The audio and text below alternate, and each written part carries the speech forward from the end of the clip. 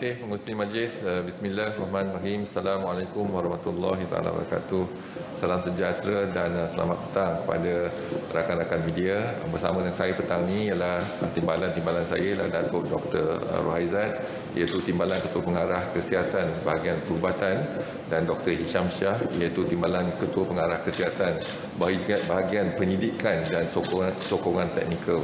Dan pada petang ini kita tak ada sidang media, tetapi kita ada sesi libat urus ni, dan untuk kita melihat kepada keadaan semasa, iaitu kesiapsiagaan kita dan perjalanan kita daripada bulan Disember 2019 hingga kini, dan jangkaan kita untuk minggu-minggu yang akan datang.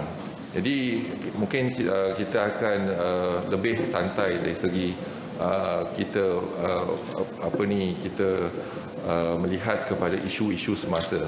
Dan seterusnya, slide pertama, kalau kita lihat setakat ini, iaitu keadaan globalnya, iaitu situasi untuk COVID-19 setakat 20 November 2020.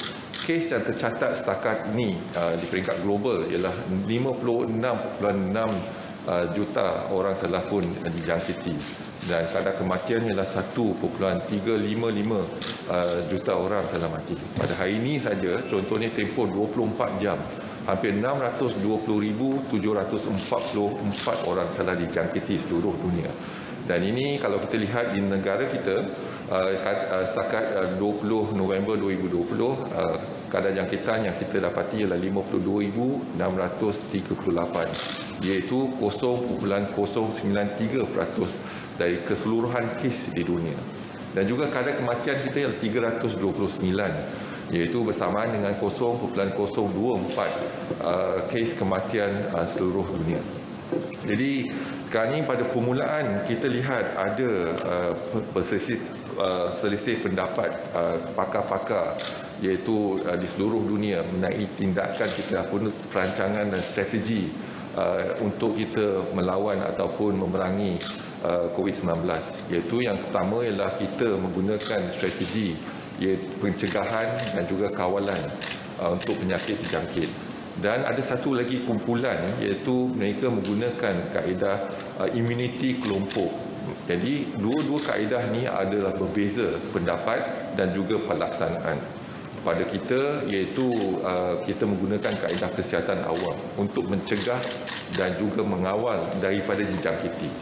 Satu lagi kaedah iaitu kaedah immunity kelompok, iaitu mereka dijangkiti. Jadi dan mereka mengharapkan mendapat antibody apabila dijangkiti, dan kalau 60 ataupun 70% daripada penduduk dijangkiti, jadi mungkin ada kelompok ataupun immunity kelompok.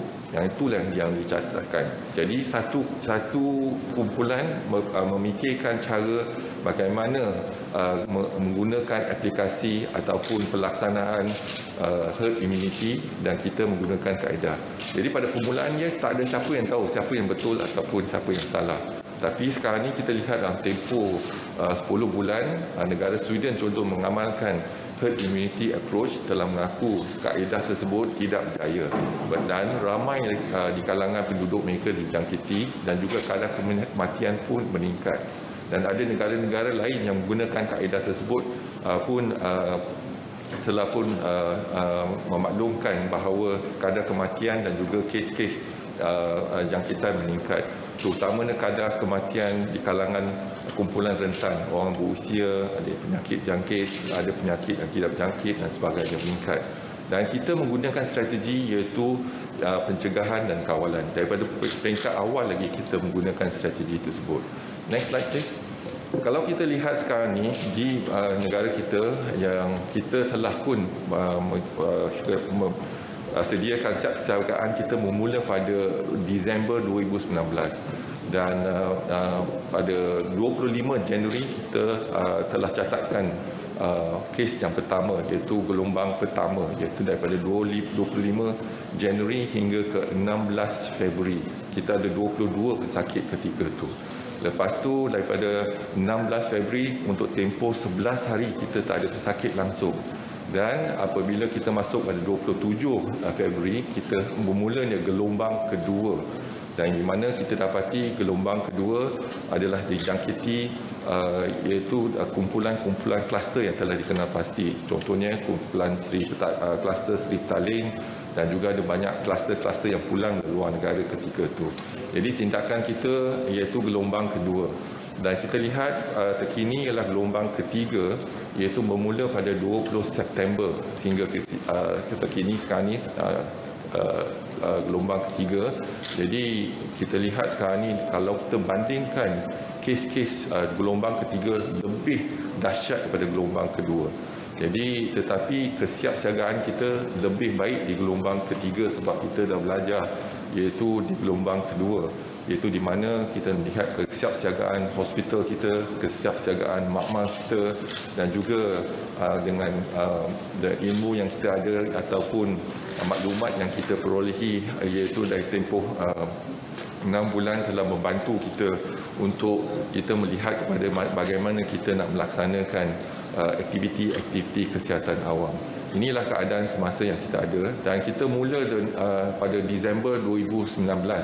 Walaupun ketika tu kita tak ada lagi pesakit COVID-19, iaitu kes yang pertama dilaporkannya pada 25 Januari. Tetapi kesiapsiagaan kita, contohnya hospital, kita telah pun menambah baik iaitu melihat kepada hospital-hospital COVID. Kita ada 7 hospital COVID dan juga kita siapkan hospital-hospital kita untuk mengesan kes-kes yang positif.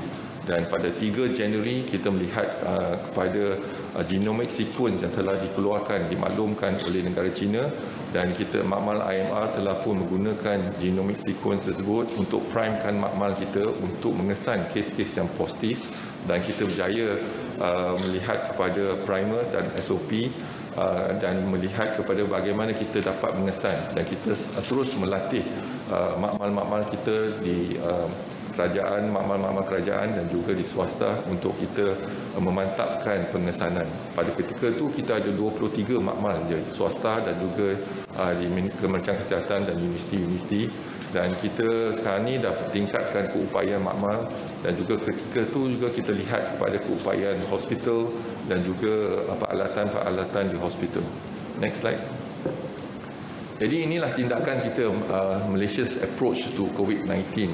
Jadi kita menggunakan kaedah pencegahan dan kawalan. Kita lihat kepada tindakan-tindakan kita iaitu tindakan kesihatan awam yang mana kita telah aktifkan ataupun kita mulakan tindakan kita melatih anggota-anggota kita, bersiapsiagaan kita di peringkat kesihatan awam dan juga melibatkan ujian, pengesanan dan juga air pengasingan dan seterusnya rawatan. Dan kita lihat kepada diagnostic and testing. Jadi ini satu yang penting kalau kita nak berperang, kalau kita tak nampak virus tersebut, macam mana kita nak mengesan. Jadi kalau kita ada alat-alat yang terkini untuk mengesan virus tersebut, pada ketika peringkat awal kita menggunakan kaedah RT-PCR dan seterusnya kita menggunakan RTK antigen sebab kita ada kelemahan dari segi RT-PCR kerana kos yang tinggi sikit dan juga turnaround time ataupun masa yang dilaksanakan itu terhad, iaitu lebih kurang 6 hingga 7 jam untuk kita melaksanakan ujian tersebut. Dan juga kita telah menggunakan pakai RTK antigen bermula pada 6 Mei 2020, iaitu pada 1 April kita telah pun menguji RTK antigen di makmal IMR.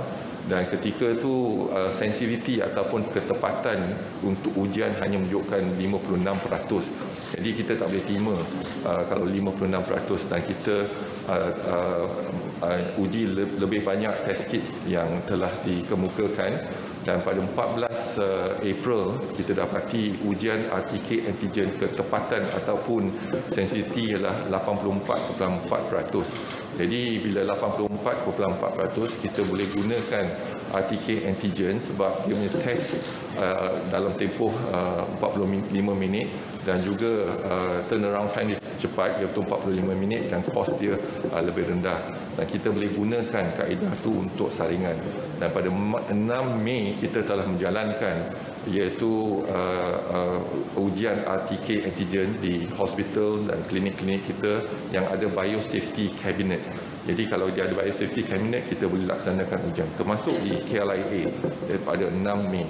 Pada 16 Julai, kita juga menggunakan iaitu RTK antigen. Kita melihat kepada penilaian semula RTK antigen dan kita dapati ketepatan ataupun sensitiviti dah meningkat kepada 90%. Jadi bila dah meningkat pada 90%, dan banyak lagi RTK antigen kita telah beli dan perolehi dan juga kita mengguna pakai di negeri Sabah contohnya. Bila ada isu logistik menghantar sampel-sampel ke makmal untuk RT-PCR, tapi RT-PCR kita guna untuk kalau untuk confirmation, kalau baru kita gunakan RT-PCR. Dan jadi kita ada dua kaedah ujian, iaitu RT-PCR dan RTK antigen.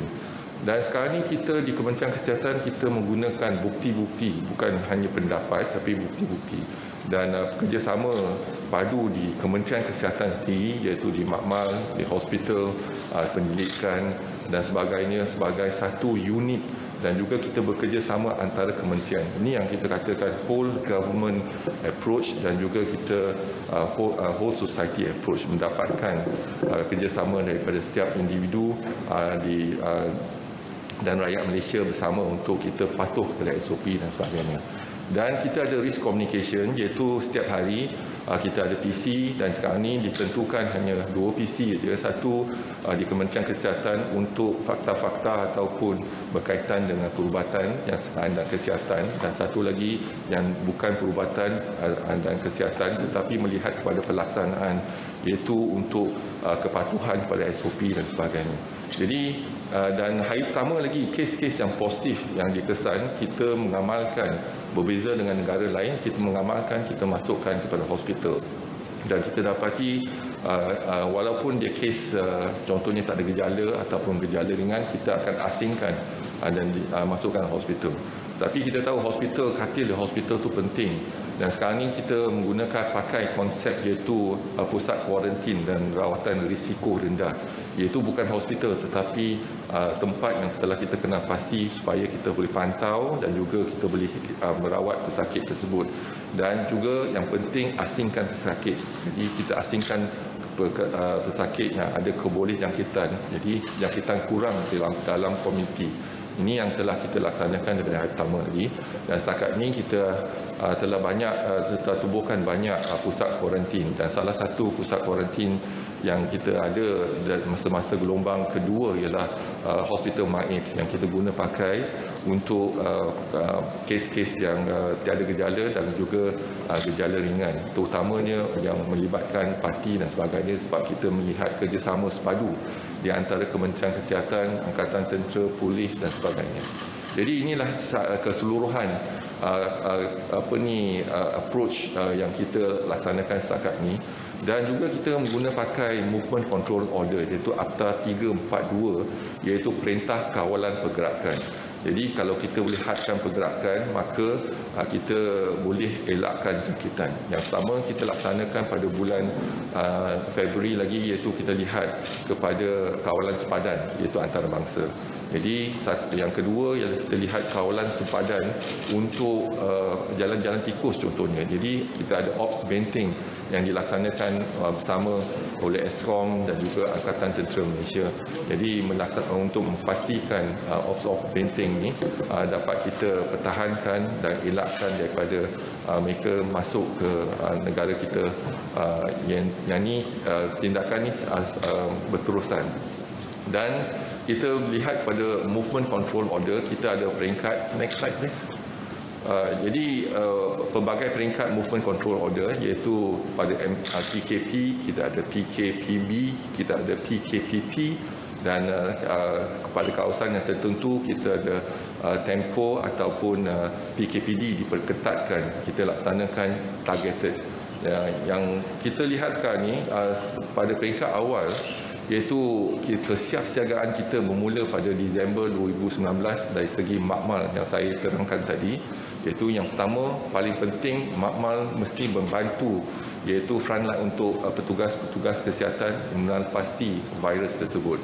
Yang kedua, melihat kepada sokongan di hospital, sama ada hospital mampu menampung pesakit yang bertambah, iaitu yang berisiko dan juga yang tidak berisiko. Contohnya yang tiada gejala dan juga gejala ringan kita tempatkan di pusat kuarantin, dan juga yang mereka yang memerlukan rawatan yang lebih di ICU dan sebagainya. Jadi kita pastikan kita tingkatkan kemampuan ICU dan juga katil-katil di hospital. Inilah perancangan awal kita, iaitu bagaimana kita melihat berhalusi tindakan kita di hospital, dan juga kita hospital kita amat mencabar sebab sebelum COVID lagi hospital kita dah sesak, tetapi kita berjaya ada 7 hospital kita laksanakan untuk kita telah menukarkan kepada hospital COVID, dan hospital yang lain ada merawat dua-dua sekali pesakit COVID dan bukan COVID. Dan 7 hospital ni kes-kes lain kita dah pindahkan ke hospital daerah dan sebagainya. Jadi inilah perancangan kita pada peringkat yang awal. Dan jadi kesatuan dari segi perancangan dari makmal ke hospital dan juga tindakan kesihatan awam, kita berjaya dalam tindakan kita dalam gelombang pertama dan juga gelombang kedua, iaitu kita berjaya mencatatkan ataupun mengurangkan kes, meratakan lengkup sampai 16 Julai. Kes kita ialah kosong pada ketika itu. Tapi kita ada peningkatan kes baru-baru ini selepas pilihan raya negeri Sabah. Jadi kes meningkat, dan sekarang ini kita dalam keadaan semasa melihat untuk membendung penurunan jangkitan COVID di Sabah dan seluruh negara. Next.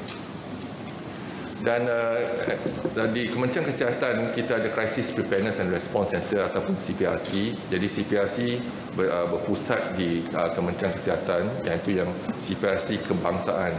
Kita juga ada CPRC, iaitu untuk hospital yang diketuai oleh Datuk Dr. Raizat, melihat kepada kesiapsiagaan hospital, pemantauan penggunaan PPE dan sebagainya, alat guna pakai, dan juga kita melihatkan kemampuan katil, kemampuan ICU, dan kita pantau untuk seluruh negara. Dan kita juga ada CPRC, iaitu di peringkat negeri dan juga di peringkat hospital di setiap negeri untuk melihat kepada kesiapsiagaan kita. Jadi kita telah pun memulakan iaitu pemantauan di setiap negeri, melihat kepada keupayaan kita, keupayaan makmal, keupayaan hospital dan juga tindakan kesihatan awam. Untuk setiap negeri, setiap daerah, setiap mukim, tindakan kita adalah bersepadu. Next. Jadi pada keseluruhannya kita ada 120 hospital yang boleh menjalankan saringan kepada kes-kes yang disyaki COVID-19, dan ada 47 hospital yang boleh merawat pesakit-pesakit COVID, dan 7 hospital khas untuk pesakit COVID saja. Contohnya Hospital Sungai Buloh untuk pesakit COVID saja. Dan kita ada 5,439 katil keseluruhannya di hospital, 500 katil untuk katil ICU, dan pada peringkat gelombang kedua kita cuba mendapatkan banyak lagi alat bantuan pernafasan. Jadi ketika itu amat mencabar untuk dapatkan alat bantuan pernafasan. Setakat ini kita tak ada masalah, kita ada 1,553 alat bantuan pernafasan untuk seluruh negara. Jadi dan juga kita ada 72 pusat kuarantin dan rawatan risiko rendah, dan keseluruhannya kita ada 12,102 katil di pusat kuarantin tersebut. Dan kalau kita lihat keseluruhannya kita ada 17,541 katil untuk menampung pesakit-pesakit yang dikesan positif COVID-19. Dan makmal kita mula dengan 23 makmal. Hari ini kita ada 62 makmal. Kita mula dengan 1,000 ujian seharian. Tapi sekarang ini dari 62 makmal swasta dan juga di pihak kerajaan, kita ada 59,485 ujian seharian. Jadi ini kemampuan kita untuk melaksanakan ujian-ujian COVID-19 di seluruh negara. Next. Dan kalau kita lihat sekarang ni, inilah targeted approach. Kita juga melihat kepada smart approach, itu smart targeting, iaitu kita tak menyaring seluruh populasi ataupun penduduk di Malaysia, tetapi kita tumpu kepada kawasan-kawasan tertentu ataupun lokaliti berisiko dan kumpulan-kumpulan yang berisiko, dan kita saring semua, iaitu mass testing untuk targeted punya population ataupun targeted punya kumpulan berisiko. Dan juga tambahan kepada itu, kita menjalankan saringan berkala, iaitu setiap hari kita laksanakan saringan sentinel influenza-like illness, iaitu kes-kes ID, kes-kes SARI yang masuk ke hospital yang perlukan rawatan, iaitu kita akan melaksanakan saringan mereka COVID-19. Juga kepada saringan berkala kepada petugas-petugas di hospital. Yang ini kita jalankan, sentiasa kita jalankan. Dan juga sekarang ini di hospital Kementerian Kesihatan dan juga saya pasti di hospital swasta juga, setiap pesakit sebelum menjalani pembedahan akan juga disaring. Dan saringan lain yang kita jalankan ialah saringan person under investigation, close contact screening, community screening, symptomatic screening, ataupun ward ataupun hospital admission screening. Kalau masuk ke ward, kita akan saring pre-employment sebelum bekerja, contohnya houseman ataupun staff-staff di kementerian yang nak masuk kerja, kita juga saring. Dan workplace screening, contohnya kalau kita lihat kepada di petapak bina dan sebagainya, saringan dijalankan, ataupun pengawal keselamatan, saringan juga dijalankan di kalangan mereka. Dan juga mereka yang saringan kendiri yang datang untuk jalankan saringan, yang digalakkan untuk mereka melaksanakan saringan, iaitu dan juga kita lihat kepada mayat yang dibawa ke hospital. Setiap mayat yang dibawa ke hospital, kita akan jalankan saringan sebelum kita menjalankan postmortem. Jadi kita pastikan mayat itu tak dijangkiti. Kalau mayat itu dijangkiti, jadi boleh menjangkiti petugas-petugas dan juga dalam komuniti. Jadi kita akan menjalankan saringan pada mayat. Yang kita dapati dalam kajian kita, walaupun kita lihat pada kulit mayat tersebut pun boleh menjangkiti. Ini adalah penting untuk kita menguruskan jenazah dan sebagainya. Dan juga kes-kes yang datang pada tempat yang berisiko tinggi, kita juga akan jalankan saringan. Dan juga saringan targeted group, iaitu kalau kita lihat pada kluster-kluster yang tertentu, kalau kluster tersebut kita akan saring semua. Contohnya kluster Seri Petaling dulu. Jadi kita mengambil tempoh 100 hari untuk kita menamatkan kluster Seri Petaling. Dan mereka yang ada kaitan dengan kluster Seri Petaling, kita akan jalankan saringan termasuk di sekolah tahfiz, madrasah dan sebagainya. Dan juga di saringan healthcare workers, iaitu petugas kesihatan, dan juga kawasan yang kita tempoh ataupun kita laksanakan EMCO di kawasan tersebut, kita akan saring sama ada orang tempatan, warga negara ataupun bukan warga negara, kita akan jalankan saringan. Jadi kita punya saringan sekarang ini kita lihat bukan hanya targeted approach, tapi ialah mass screening, tapi lebih target kepada kumpulan tertentu dan jalankan saringan yang keseluruhan kepada tempat-tempat tersebut. Dan setakat ini kita lihat 2.49 juta individu telah pun disaring setakat 20 November 2020. Next. Dan walau ada banyak soalan sama ada saringan kita ni cukupi ataupun tidak. Jadi kita menggunakan data yang telah di Oxford Martin School yang telah dikeluarkan. Kita melihat kepada jumlah saringan kes untuk setiap 1,000 penduduk dan juga kadar positif. Kalau Malaysia sekarang ni, setakat ni kita ialah ujian yang kita laksanakan yang 76.4 ujian untuk 1,000 penduduk. Dan kes positif kita ialah 2%. Dan dibandingkan contoh ni di negara Jepun, mereka menjalankan kurang daripada kita 24.85 ujian untuk setiap 1,000 penduduk, tetapi kadar positif dia 39. Dan kalau kita lihat di negeri Korea Selatan, iaitu kadar positif dia adalah 1/1, tetapi ujian yang dilaksanakan yang 55.11 untuk setiap 1,000 penduduk.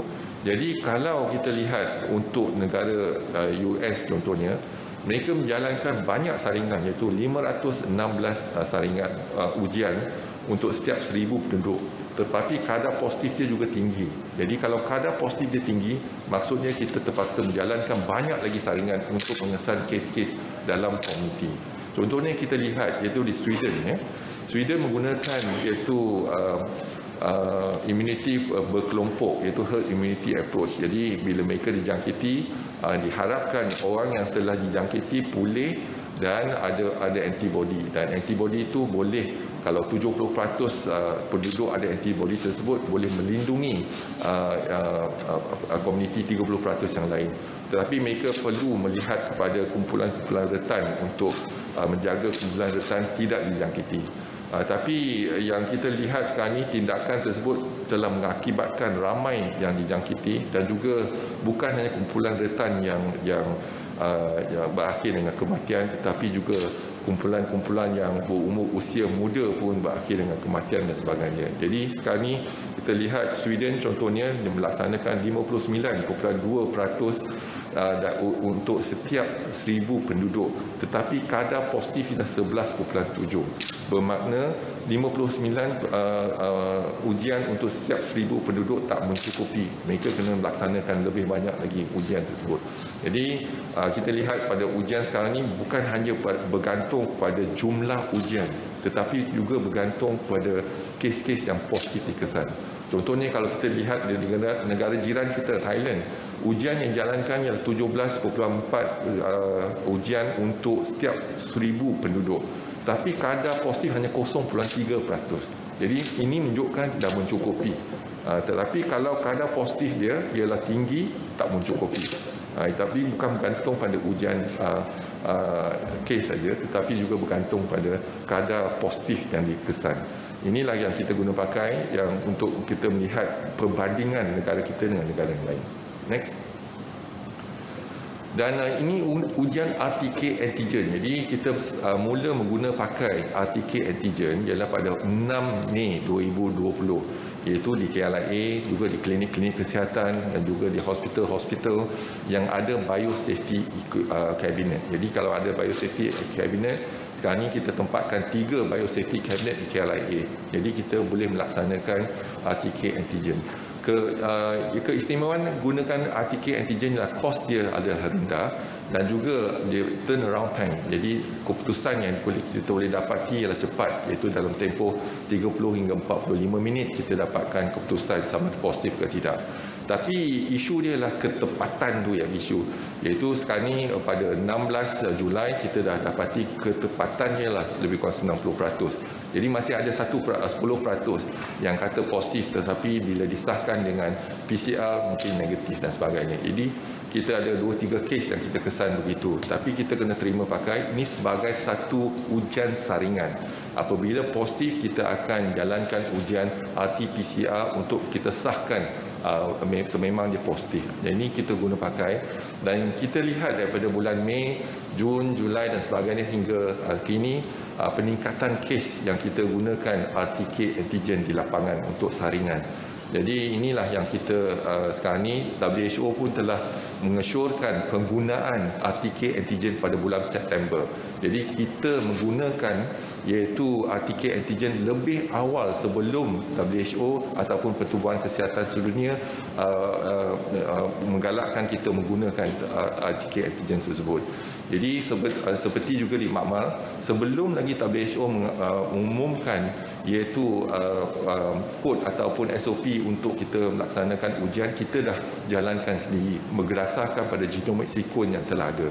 Jadi tindakan kita ialah tindakan yang awal sebelum cadangan ataupun cadangan diberikan oleh WHO.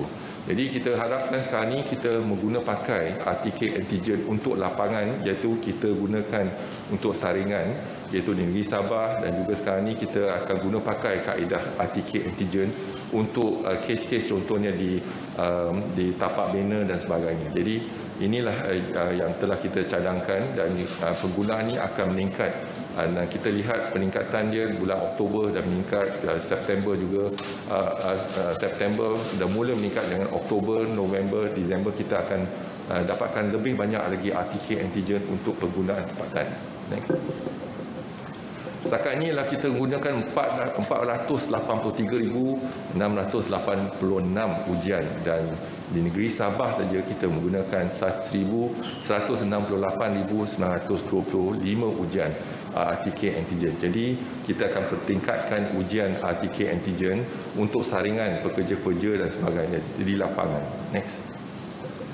Dan inilah penggunaan kita. Jadi kita ada dua kaedah untuk kita menguji, iaitu satu menggunakan RT-PCR dan satu lagi ialah RTK antigen. Setakat ini setiap hari kita lebih kurang melaksanakan lebih daripada 30,000 kes untuk saringan di lapangan. Next. Dan saringan yang kita jalankan ialah saringan tertumpu tetapi berkumpulan. Next. Dan ini ialah tindakan ialah perintah kawalan pergerakan menggunakan Akta 342. Akta 342 ialah dari Kementerian Kesihatan. Jadi untuk kita melaksanakan perintah kawalan pergerakan, iaitu isu ialah pergerakan. Kalau tak ada pergerakan, maka tak ada jangkitan. Jadi kalau mereka atau semua kita duduk di rumah dan boleh patuh pada SOP, kita tak perlukan PKP ataupun MCO kalau kita duduk di rumah. Tapi sebab kita ada pergerakan dan kita kena patuh pada MCO, SOP dan sebagainya. Jadi pada peringkat awal, iaitu pada bulan 18 Mac bulan 3, kita laksanakan MCO, total lockdown. Iaitu kita melaksanakan 2 minggu dan kita lihat kesannya dan tindakan kita daripada pengalaman kita, kita berjaya meratakan lengkok walaupun ketika itu kluster Sri Petaling telah pun balik ke kampung masing-masing dan penularan kecantikan COVID-19 telah pun berlaku dan juga mereka yang kembali dari luar negara. Tapi menggunakan kaedah PKP, dia amat berjaya. Dalam tempoh 6 minggu kita berjaya mengawal kes-kes penularan COVID-19 dalam negara kita. Tetapi kos dia amat tinggi. Jadi setiap hari kos dia saya dimaklumkan iaitu lebih kurang 2.2 hingga 2.4 bilion kepada negara. Dan kita telah pun lepas tu kita masuk pada CMCO. CMCO ialah kita benarkan sektor ekonomi untuk terus berfungsi. Tetapi kita kawal sektor sosial, sektor pelajaran dan juga sektor sukan. Dan kita lepas tu kita beralih sebab kes makin menurun pada 2 digit dan 1 digit dan ada 3 hari turut-turut kita tak ada pesakit langsung, zero cases. Dan kita beralih pada RMCO. RMCO ialah kita kembali pada norma hidup yang seperti sedia kala tetapi kena patuh pada SOP. Jadi kepatuhan mesti ada baru kita boleh lihat pada RMCO sepatutnya sampai 31 Disember 2020. Tetapi dalam kawasan dan lokaliti tertentu, contohnya kita dapati kes meningkat di suatu kampung dan satu lokaliti, kita akan melaksanakan EMCO, Enhanced MCO ataupun tempoh Targeted Enhanced MCO di kawasan tersebut. Dan apabila kita laksanakan PKPD diperketatkan, kita akan menyaring dan menguji semua warga negara, bukan warga negara, semua akan diuji dan kita akan biasa dia lockdown ataupun PKPD untuk tempoh 2 minggu dan sampel kedua hari pada 13 kita akan jalankan saringan lagi. Kalau kes dah semakin berkurang baru kita akan kembali kepada RMCO. Jadi ini tindakan untuk membantu kesihatan awam untuk menjalankan tindakan-tindakan kita dan intervensi-intervensi di lapangan. Jadi ini keadaan. Jadi kita bergantung pada MCO untuk penguatkuasaan dan kepatuhan rakyat Malaysia kepada MCO. Tapi kalau social disiplin kita tinggi dan kepatuhan kita tinggi, kita tak perlukan PKP, kita tak perlukan MCO dan ataupun CMCO dan sebagainya. Next.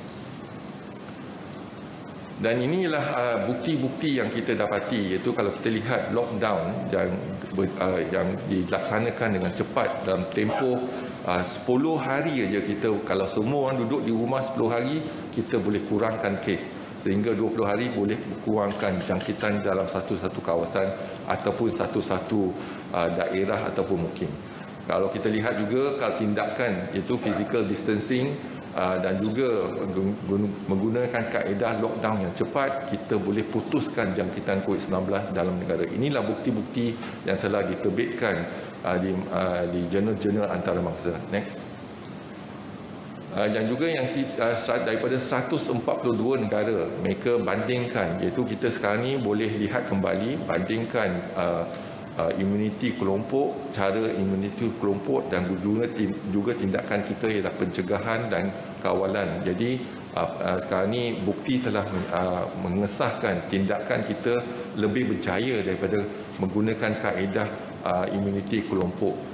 Dan lockdown yang cepat mungkin dapat kawal jangkitan dengan lebih cepat lagi. Jadi untuk kita melihat pada lockdown ni memang boleh kita pertimbangkan, tetapi isu yang timbul ialah kos ekonomi. Jadi kita lihat inilah yang kita kena timbangkan antara kesihatan dan juga ekonomi. Next. Dan kalau kita lihat di Malaysia, iaitu MCO ataupun PKP berjaya menurunkan kes meningkat secara mendadak. Contohnya JP Morgan pada 14 April telah menjangkakan kita mendapat 6,300 kes. Tetapi dengan tindakan lockdown kita dan juga tindakan kesihatan awam, kita berjaya meratakan lengkok dengan lebih cepat, tak mencapai pun 6,300.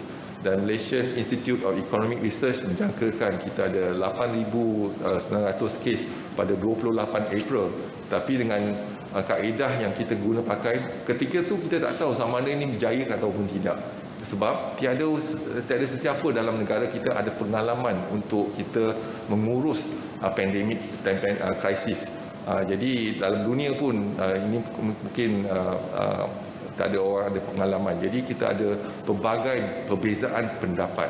Tapi apa yang pasti sekarang ni dalam tempoh 10 bulan kita lihat kembali tindakan kita berjaya meratakan, dan juga walaupun jangkaan ataupun ramalan iaitu menggunakan kaedah-kaedah modeling yang digunakan pakai oleh JP Morgan dan Malaysian Institute of Economic Research dan sebagainya, kita gunakan tindakan ini berjaya meratakan, iaitu tidak mencapai puncak yang telah diramalkan dan juga meratakan lengkok yang telah kita lihat pada gelombang kedua.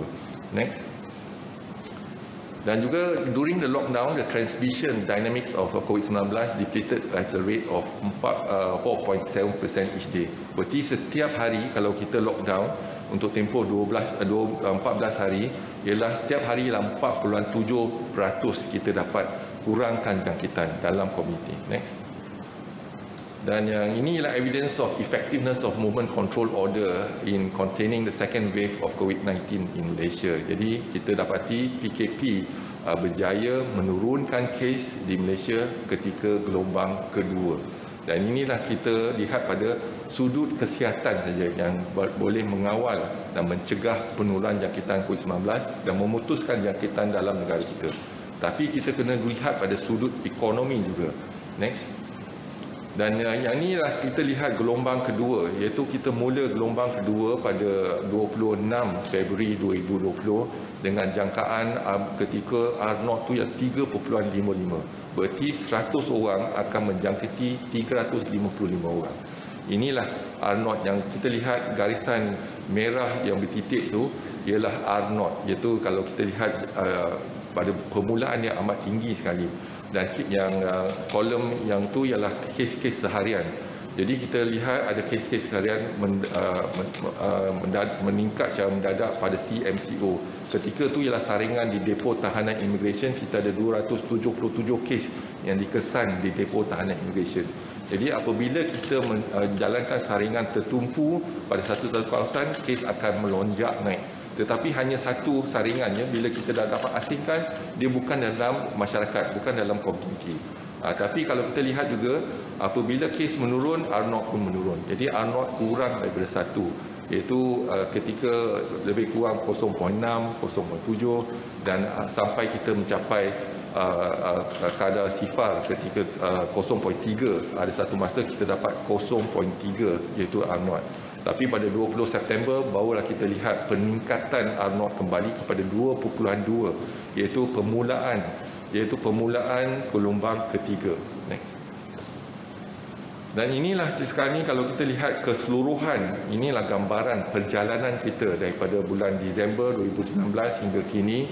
Dan pengalaman yang kita ada dengan tindakan-tindakan, aktiviti-aktiviti yang kita laksanakan, apa yang berjaya, apa yang tidak berjaya, sama ada kita perlu menukar strategi kita ataupun mempertingkatkan aktiviti kita. Jadi kita dah ada pengalaman. Tapi sekarang ni, walaupun kita tahu dari segi sudut kesihatan kita dapat laksanakan dengan baik, tetapi kita kena lihat pada keseluruhan, iaitu ekonomi, sosial dan sebagainya. Jadi inilah bagaimana kita kena imbangi, iaitu ekonomi dan juga kesihatan. Inilah yang kita lihat sekarang ni, ada isu-isu yang timbul dari segi pengimbangan antara ekonomi dan juga kesihatan. Tapi dengan pengalaman yang kita ada, jadi sebagaimana saya kata, kalau rakyat Malaysia keseluruhannya patuh pada SOP, kita tak perlukan MCO ataupun CMCO. Tapi syaratnya kena duduk di rumah untuk tempoh 2 minggu. Jadi kita data menunjukkan 10 hari dah nampak kesannya kalau kita patuh 100%. Tapi mereka yang terpaksa keluar dari rumah, pastikan mereka patuh pada SOP, memakai penutup muka, amalkan penjarakan sekurang-kurangnya 1 meter. Jadi kalau kita lihat, dan juga kerap mencuci tangan dan juga menggunakan air dan sabun. Jadi kalau kita perhatikan, iaitu kalau the konsep, ya, dua konsep yang berbeza, iaitu imuniti kelompok dan juga pencegahan dan kawalan. Imuniti kelompok, peperangan itu berlaku dalam tubuh individu tersebut. Bila kita dijangkiti, lepas tu diharapkan kita ada antibody untuk melawan virus tersebut, dan antibody bila mereka pulih, antibody tersebut boleh bertahan. Yang itu konsep untuk mendapatkan antibody, sama ada dijangkiti ataupun kita ada vaksinasi. Tapi sekarang ni vaksin tak ada, tapi kita menggunakan kelompok imuniti. Berjaya untuk penyakit-penyakit yang lain, tetapi virus ni virus yang baru. Banyak yang kita tak tahu pasal virus ni. Kita tak tahu pada permulaan dia virus ni akan menyebabkan pembekuan darah contohnya. Kita tak tahu cara antibody respon, sama ada dia ada berkekalan tak. Jadi kita dah jalankan kajian, dan kajian sedang dijalankan sekarang ni, iaitu kajian yang awal kita jalankan. Mereka yang dah dijangkiti lepas 8 minggu, 3 bulan, antibody hanya tinggal 20% saja. Jadi tak mencukupi untuk menyokong konsep ataupun teori imuniti kelompok. Dan kita menggunakan pakai pencegahan dan juga kawalan, iaitu kita berperang dengan virus tersebut 1 meter. Jadi kita tak benarkan virus itu menjangkiti kita. Itu peperangan yang lebih bagus, iaitu kita tak benarkan virus menjangkiti individu. Itu yang konsep yang kita guna pakai, iaitu kesihatan awam. Next. Dan dalam gelombang ketiga kita lihat, iaitu pada permulaan yang kosong, R0 ialah 2.2. Berarti kalau 100 orang, kitaran kedua dia akan menjangkiti 220 orang. Jadi kalau kita lihat sekarang ni unjuran ataupun ramalan menggunakan kaedah, iaitu menggunakan unjuran dan ramalan, iaitu R0 2.2, kita sepatutnya mendapat 4,000-5,000 kes sekarang ni.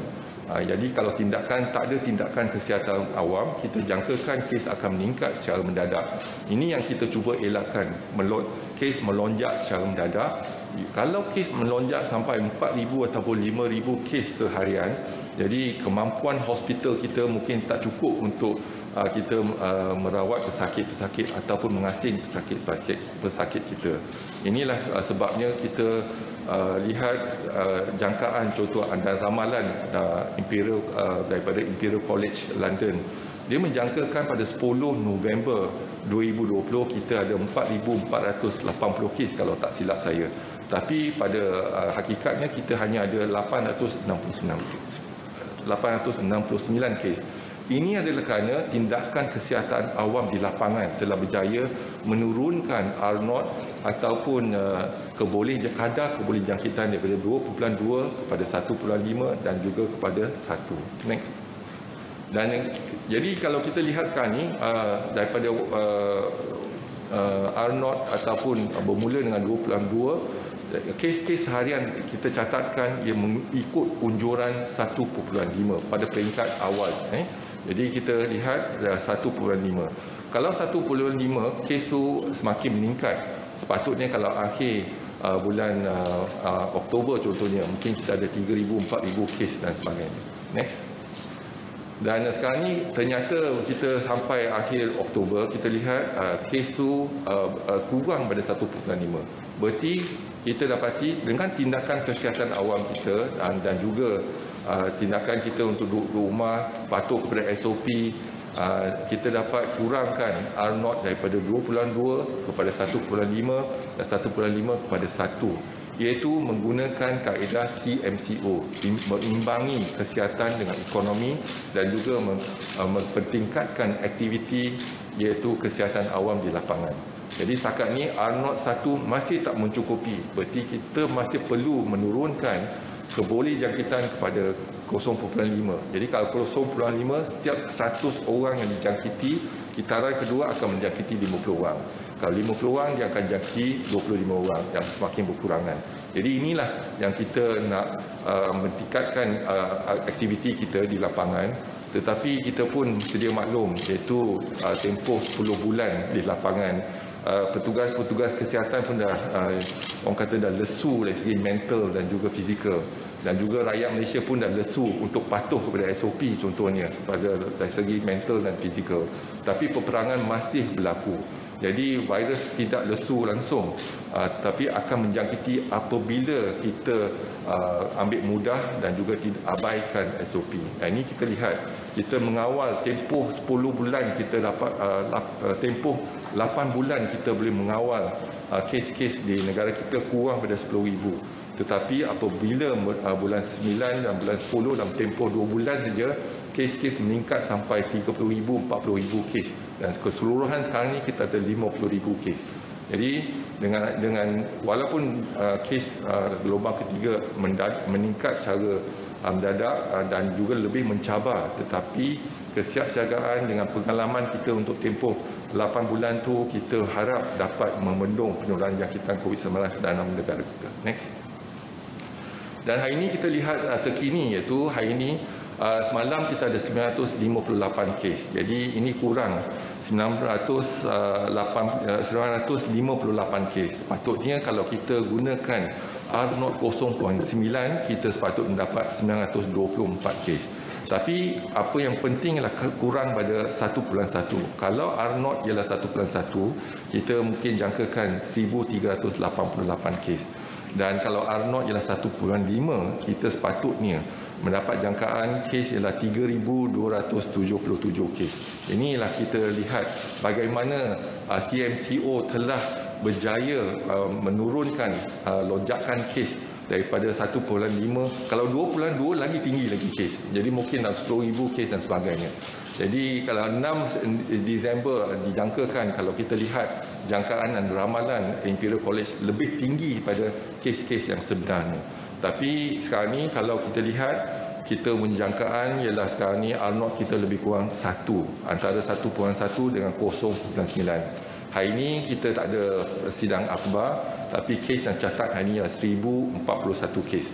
Jadi 1,041 kes dalam lingkungan iaitu 0.9 hingga 1.1. Jadi kita masih bertahan lebih kurang R0 1. Tapi tak mencukupi, kita perlu menurunkan R0 kepada 0.5, sebaik-baiknya 0.3 dan sebagainya. Next. Dan ini kita lihat iaitu COVID-19 di Malaysia di antara warga negara dan bukan warga negara. Di peringkat iaitu gelombang kedua, kita lihat yang kuning tu ialah bukan warga negara, yang coklat tu ialah warga negara. Dan gelombang pertama kita juga ada lonjakan kes iaitu di depo tahanan immigration. Ada 2 kali lonjakan kes kat situ, dan ini adalah bukan warga negara, iaitu warna kuning, iaitu semasa CMCO. Jadi sekarang ni kita lihat gelombang ketiga iaitu bukan warga negara juga ramai. Jadi kita sekarang ni tertumpu kepada bukan warga negara. Ini kan kita bimbangkan, contohnya di sektor-sektor pembinaan, sektor-sektor kilang, sektor-sektor pengawal keselamatan dan sebagainya. Kita sekarang ni melihat dengan kerjasama dengan Kementerian Sumber Manusia, melihat pada macam mana kita boleh memperketatkan iaitu menjaga kebajikan dan juga ujian untuk pekerja-pekerja asing di lapangan. Next. Dan setakat ini kita juga menjalankan saringan kepada bukan warga negara, iaitu setakat ini lah saringan kita ialah 147,056 kes yang telah kita saring dan kes yang positif ialah 15,271 dan 16 daripada kes tu dimasukkan ke ICU dan kadar kematian ialah 51 bukan warga negara. Dan yang dapat rawatan setakat ini ialah 5,449 yang ditempatkan di pusat kuarantin dan juga di Hospital Kementerian Kesihatan Malaysia. Next. Dan ini kewarganegaraan iaitu kita lihat pada kluster dan sporadik. Jadi kalau kita lihat pada kluster, sporadik dan kluster lebih kurang 50%. Tapi kalau kita lihat pada kluster, pekerja-pekerja asing adalah satu kluster di tapak bina, di kluster pengawal keselamatan.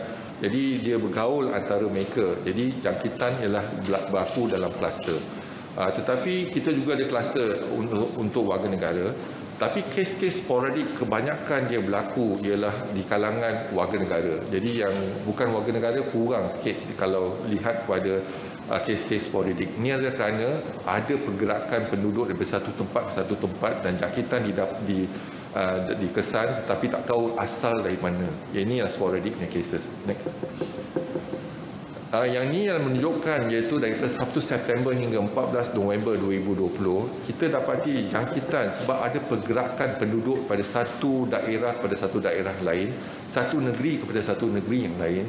Kita lihat kepada warna hitam, garisan warna hitam, iaitu jangkitan berlaku di negeri Sabah dan disusuli oleh penularan jangkitan di negeri Selangor. Dan tempoh masa yang diambil ialah 21 hari, iaitu jangkaan yang kita lihat pada 21 hari akan berlaku penularan di satu-satu negeri kalau ada aktiviti merentas sempadan negeri. Dan ini adalah kerana tempoh inkubasi untuk virus tersebut adalah 2 minggu.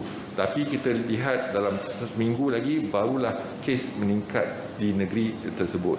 Jadi untuk mereka yang kembali dari negeri Sabah contohnya, 50% daripada mereka bermastautin di Lembah Kelang.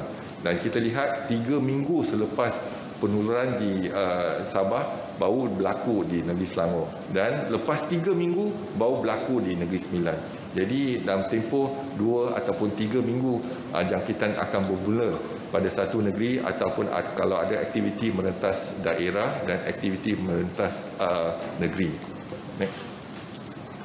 Nah, inilah keadaan pergerakan 14 hari taburan kes COVID-19 mengikut daerah. Jadi semalam telah pun dimaklumkan iaitu negeri Kelantan kita telah PKPB kan sebab ada penilaian risiko menunjukkan jangkitan mungkin akan merebak di kawasan tersebut dan sebab ada banyak pergerakan daripada daerah kepada daerah dan juga merentas negeri ke negeri Terengganu contohnya.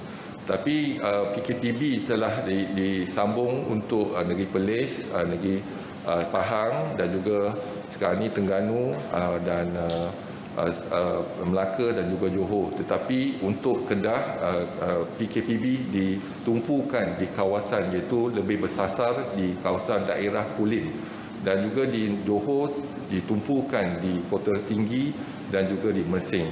Dan kita akan pantau dalam tempoh 2 minggu perkembangan kes-kes di negeri lain.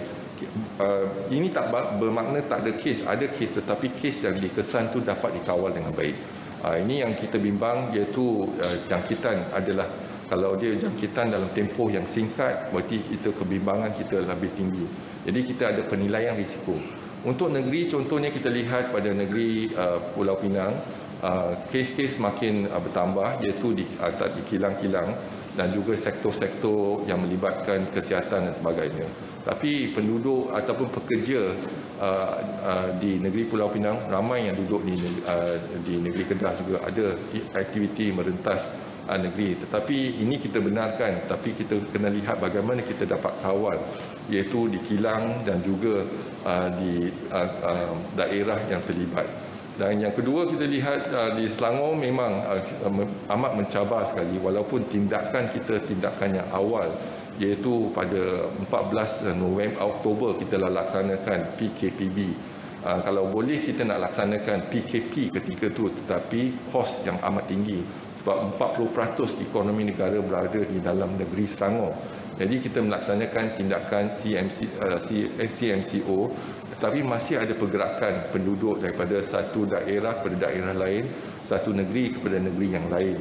Yang inilah kita bimbang. Kalau rakyat yang kembali ke negeri Sabah, kita saring. Dan kita saring, kalau negatif, kita kuarantinkan ke 14 hari. Tapi itu yang tempat yang berisiko, iaitu negeri Sabah. Tapi di negeri Selangor, adakah boleh kita jalankan saringan untuk semua yang keluar masuk Selangor dan juga kuarantinkan mereka kalau negatif 14 hari? Kita tak mampu laksanakan. Jadi inilah yang kita perlukan kerjasama yang padu daripada setiap individu. Kalau boleh duduk di rumah, kalau terpaksa keluar patuh pada SOP. Thanks. Kalau di negeri Sabah kita lihat sekarang ini ada perkembangan baik, iaitu di pantai timur Sabah kes-kes semakin berkurangan, tetapi banyak kes-kes di pantai barat. Tapi setakat ini kita lihat kes-kes di negeri Sabah semakin stabil. Iaitu pada hari ini pun kes itu kurang pada 350 lebih kes di negeri Sabah.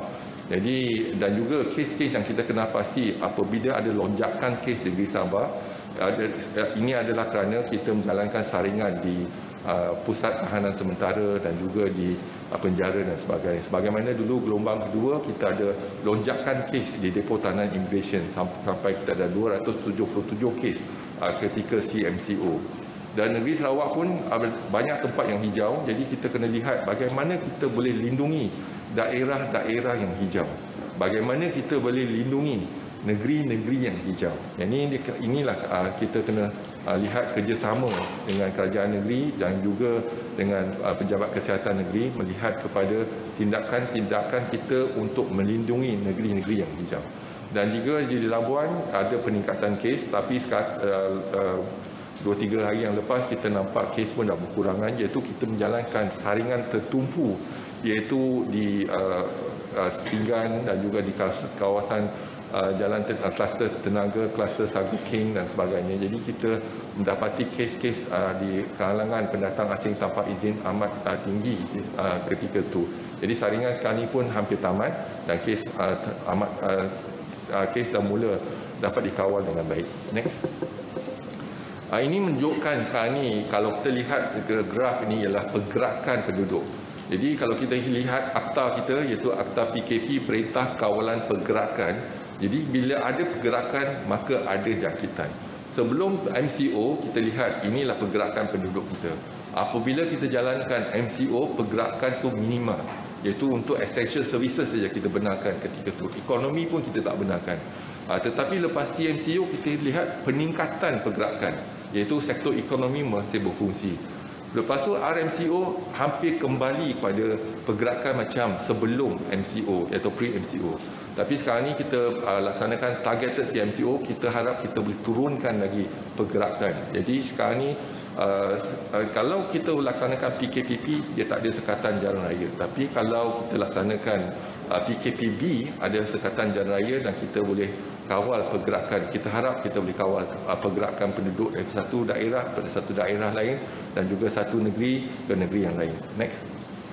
Dan kalau kita lihat ni pergerakan penduduk daripada 15 Februari hingga 13 November melihat kepada sebelum MCO, lepas tu MCO, dah lihat MCO untuk pengangkutan iaitu transit di taman, di kedai runcit dan juga tempat kerja, semua adalah berkurangan ketika itu. Itu sebab kita berjaya untuk meratakan ataupun landaikan lengkok ketika walaupun kita dicabar dengan penurunan di kluster Sri Taling dan juga yang mereka balik pada luar negara.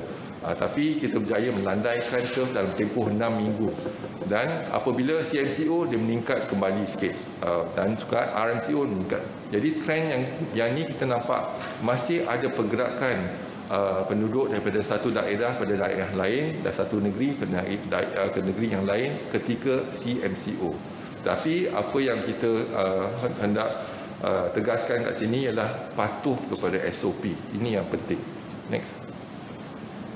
Dan setakat ini kita menggunakan kaedah untuk memantau pergerakan dan juga yang untuk kita pengesanan aktif kes-kes kalau dikesan positif. Kita menggunakan iaitu MySejahtera dan kita lihat setakat ini 24 juta individu telah pun daftar dengan MySejahtera dan untuk perniagaan tempat pendaftaran perniagaan ialah 1.18 juta telah daftar, dan mereka yang menggunakan iaitu jumlah kumulatif check-in yang kita dapati seharian ataupun kumulatif ialah 1.47 bilion yang 1.74 bilion yang telah digunakan. Dan apa yang kita gunakan kaedah ni adalah untuk membantu Kementerian Kesihatan untuk kita mengesan kes-kes yang positif. Tapi informasi yang telah kita gunakan barcode dan dicatatkan dalam MySejahtera akan disimpan selepas 30 hari dan selepas 90 hari akan dilupuskan. Jadi kita hanya menggunakan MySejahtera, data-data MySejahtera kalau perlu, dan kena dapatkan pengesahan daripada Kementerian Kesihatan baru kita boleh berguna pakai untuk pengesanan kes-kes aktif. Next. Dan kalau kita lihat sekarang yang garisan biru ialah kes-kes, peningkatan kes-kes, dan bila kes meningkat, penggunaan ataupun ekstraksi daripada data-data daripada MySejahtera juga meningkat. Jadi untuk kita mengesan kes-kes yang telah ada kontak rapat kepada ataupun terdedah pada kes yang positif. Next. Dan ini ialah correlation between COVID-19, yang kes meningkat, jadi penggunaan data juga meningkat. Jadi dia ada korelasi menunjukkan ini MySejahtera membantu kita untuk mengesan kes-kes yang terdedah pada kes-kes yang positif. Next. Dan ini contohnya, kalau kita melihat pada pengesanan kontak rapat di satu pusat membeli belah iaitu kluster utama. Jadi kita boleh kenal pasti pada tarikh dan masa tersebut iaitu ada 17,000 lebih 17,260 kes yang telah mengunjungi pusat membeli belah tersebut. Lepas tu dari situ kita lihat pada analisa kontak rapat, kita dapat kurangkan kepada 1,343 kes, dan jadi perincian kontak rapat disiasat oleh Pejabat Kesihatan Daerah Petaling, dan juga kita lihat pada mereka yang kontak rapat telah dikenal pasti 457 orang. Dan daripada 457 orang yang kontak rapat, 221 kes daripada jumlah keseluruhan iaitu 236 kes adalah positif COVID-19. Iaitu 93% daripada pengesanan kita dapat membantu bagaimana kita dapat mengesan seorang yang telah pergi ke contohnya ke pusat membeli belah, dan kita boleh kenal pasti dan juga kita boleh bantu untuk mengesanan kes yang terdedah kes positif. Next. Dan setakat ini kita juga ada health assessment tool. Yang health assessment tool, kalau kita masukkan maklumat ke dalam health assessment tool, jadi dia boleh mengesan iaitu kes keberangkalian kes yang positif tu amat tinggi, iaitu 1,573 kes dengan hanya menggunakan health assessment tool dia. Dan setakat ini ialah kita lihat 7,922 kes pengesanan kontak rapat telah pun kita guna pakai, iaitu menggunakan data-data daripada MySejahtera. Setakat ini 24 juta telah pun daftar, dan premis yang telah setiap hari pendaftaran ialah permis perniagaan, iaitu pendaftaran ialah 1.18 juta, dan average setiap hari ialah check-in ialah 15.5 juta, dan setakat ini ialah jumlah kumulatif pendaftaran menggunakan barcode ialah 1.75 bilion pendaftaran. Dan ini rating yang kita dapat daripada Google dan juga App Store ialah 4.7 daripada 5 ya, 4.7 daripada 50. Jadi ini rating yang amat tinggi sekali menggunakan MySejahtera. Next. Dan semalam kita juga telah dianugerahkan iaitu satu anugerah ya untuk COVID-19 dan digital platform yang kita menggunakan infrastruktur dan juga menggunakan maklumat. Inilah kelemahan kita dalam tindakan kesihatan awam, sebab kesiapsiagaan kita iaitu sepatutnya sebelum lagi ada pandemik kita dah ada sistem, tapi sistem ni dibangunkan semasa pandemik, bukan sebelum pandemik. Walau bagaimanapun kita melihat kepada macam mana kita nak pertingkatkan penggunaan digital platform ni untuk membantu kita.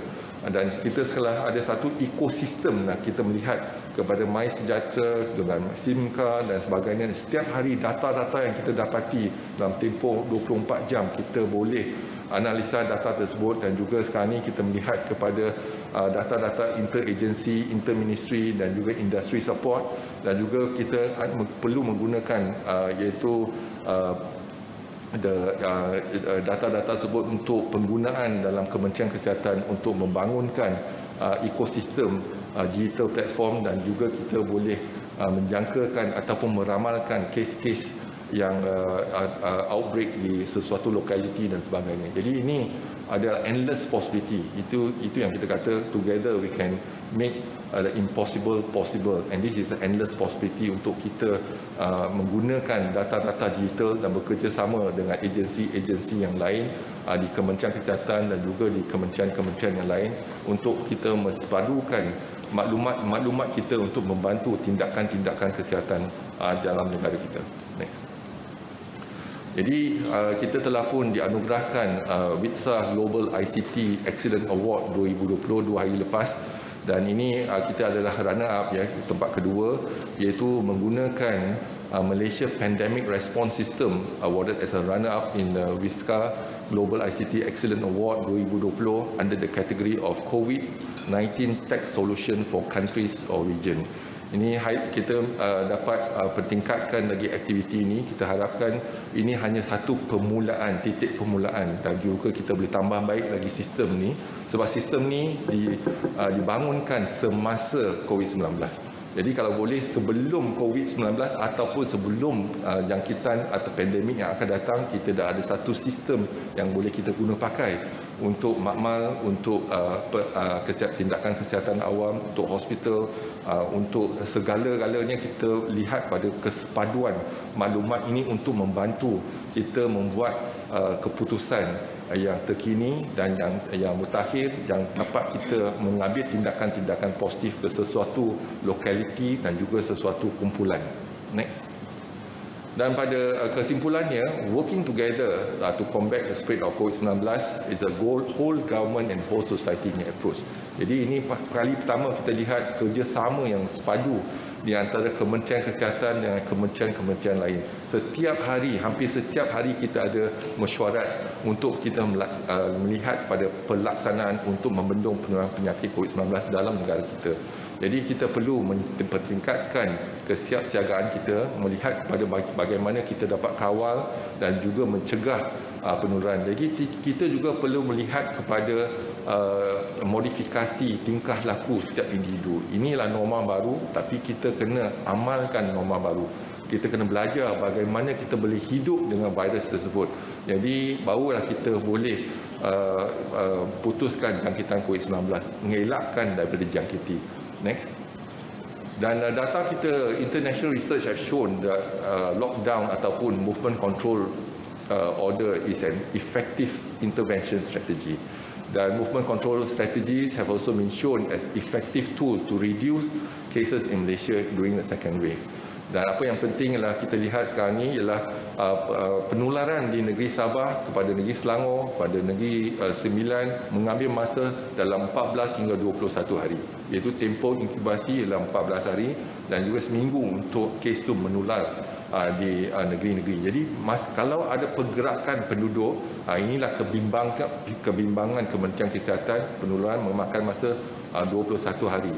Dan pelaksanaan movement control order di Malaysia, kita lihat kita melaksanakan PKP, PKPB dan juga PKPP juga berjaya untuk mengelakkan peningkatan melonjak kes-kes seharian.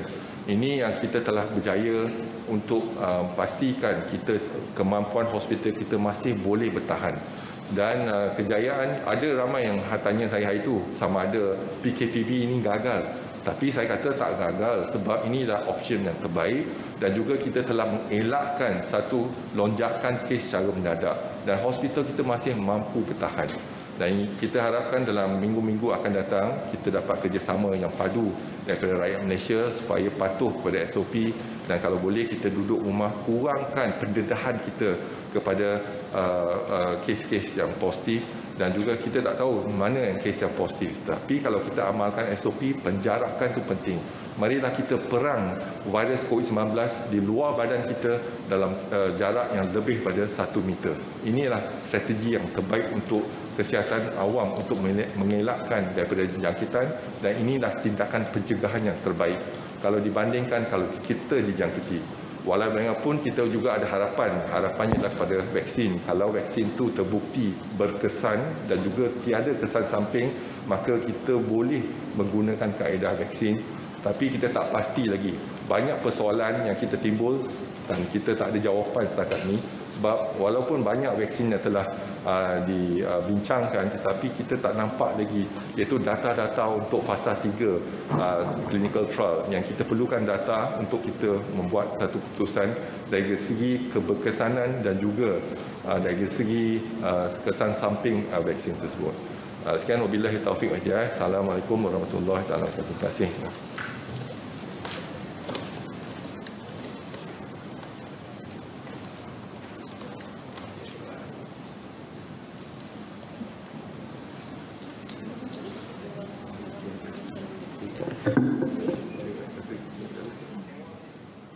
Sesi petang ini juga diadakan khas untuk mengupas isu-isu semasa dalam menangani pandemik COVID-19 dan juga gerak kerja Barisan Hadapan Kementerian Kesihatan Malaysia dalam situasi dan usaha memutuskan rantaian pandemik COVID-19.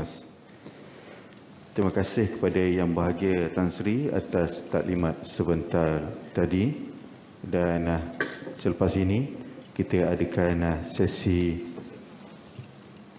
soal jawab bersama dengan para media kita yang bersiap sedia daripada tadi dan diminta supaya tampil ke hadapan untuk bertanyakan soalan. Mungkin sebelum kita mula untuk sesi Q&A, ada baiknya kalau kita dengar kesiapsiagaan kita untuk pusat kuarantin dan rawatan risiko rendah daripada timbalan saya, Datuk Dr. Rahizat.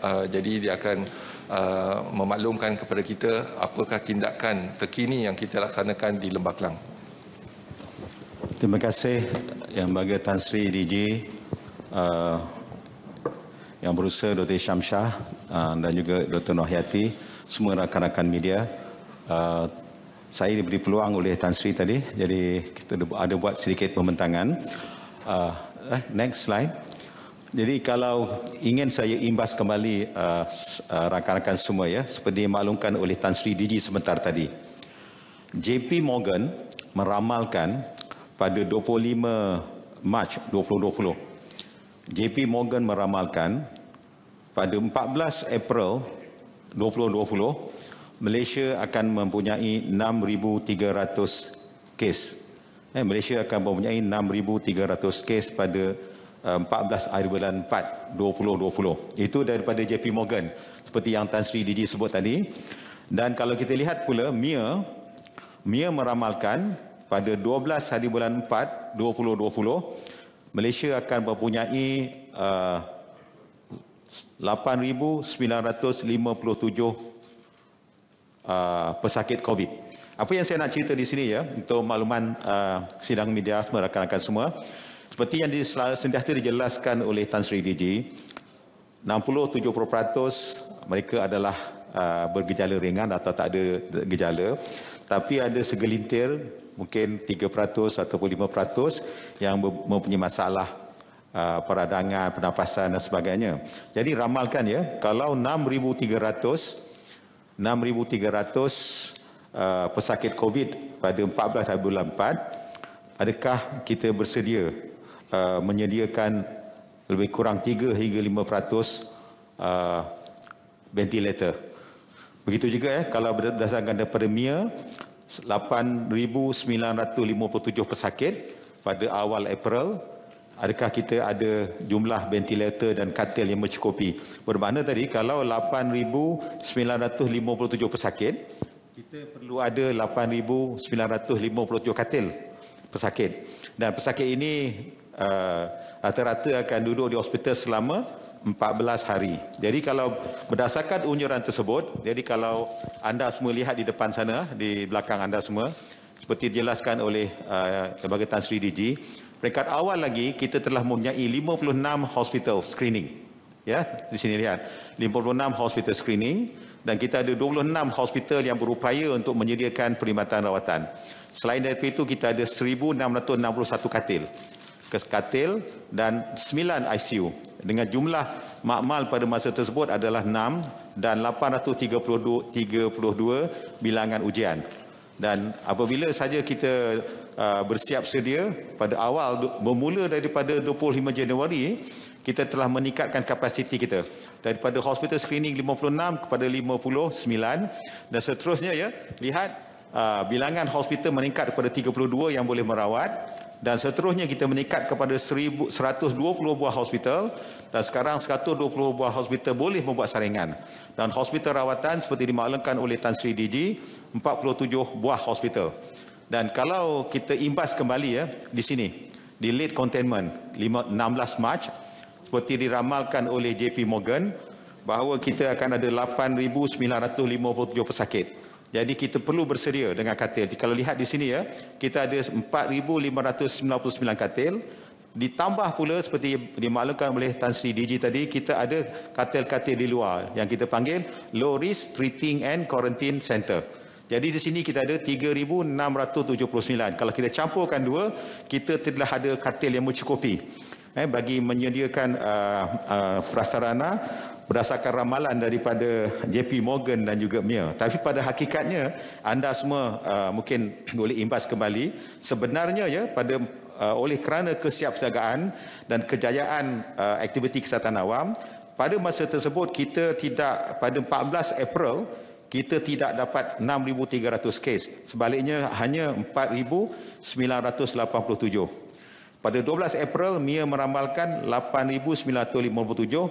Sebenarnya jumlah yang kita ada adalah 4,683 sahaja. Tapi kesiapsiagaan kita telah menyediakan semua keperluan. Dan kini seperti dimaklumkan oleh Tan Sri DG,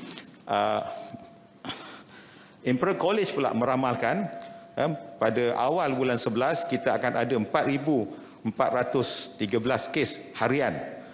Dan juga menjelang November kita akan ada 7,467 kes harian. Tapi kini oleh kerana kesiapsiagaan kita, kes harian kita tidak pun mencecah lebih daripada 1,500. Dan kalau kita lihat di sini ya.